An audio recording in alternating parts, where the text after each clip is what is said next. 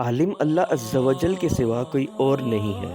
شیخ Saadi رحمۃ اللہ علیہ فرماتے ہیں کہ حضرت علی کرم اللہ وجہ الکریم کی خدمت میں ایک شخص نے حاضر ہو کر کسی مسئلے کے متعلق دریافت کیا۔ آپ رضی اللہ عنہ نے اس مسئلے کا شرعی حل اسے بتا دیا۔ اس وقت محفل میں اور لوگ بھی موجود تھے۔ ان میں سے ایک نے کہا کہ آپ رضی اللہ عنہ کا فرمانا اپنی جگہ، مگر اس سوال کا یہ شرعی جواب ہرگز نہیں ہے، بلکہ اس کا شرعی جواب اور ہے۔ اب رضی اللہ عنہ نے اس بات پر ناراضگی کا اظہار نہ کیا اور اس شخص کو اجازت دی کہ وہ اس مسئلے کا شرعی حل بتا دے۔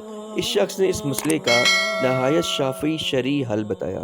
آپ رضی اللہ عنہ نے اس کی تعریف فرمائی اور فرمایا کہ بلا شبہ تمہارا جواب درست ہے اور عالم اللہ عز و جل کے سوا کوئی اور نہیں ہے۔ شیخ سعدی رحمۃ اللہ علیہ فرماتے ہیں کہ اگر حضرت علی کرم اللہ وجہ الکریم کی جگہ کوئی اور ہوتا تو وہ متکبرانہ سوچ کے ساتھ اپنے قول کو صحیح جانتا اور دوسرے کو اس گستاخی کی سزا دیتا اور کہتا کہ تجھے محفل میں بیٹھنے کا طریقہ نہیں آتا۔ یہ آپ رضی اللہ عنہ ہی تھے جن کی جتنی بھی تعریف کی جائے کم ہے، اور آپ رضی اللہ تعالیٰ عنہ حق بات کو سننے والے تھے۔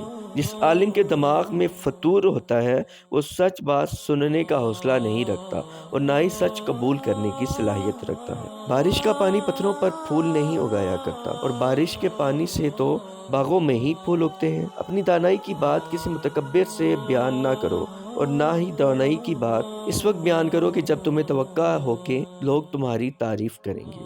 نصیحت: اس حکایت کو بیان کرنے کا مقصد یہ ہے کہ خود نمائی سے پیچھا چھڑاؤ کہ تمہاری یہ خود پسندی تمہیں رسوا کر دے گی۔ خود کو دوسروں سے زیادہ قابل نہ جانو کہ تمام علوم کا محور و مرکز اللہ رب العزت کی ذات ہے، اس سے بڑھ کر کوئی عالم نہیں۔ کسی پر اپنی علمی قابلیت کا رعب نہ ڈالا کرو کہ ہو سکتا ہے کہ تمہارے مقابل کو اللہ رب العزت نے تم سے زیادہ علمی قابلیت عطا فرمائی ہو۔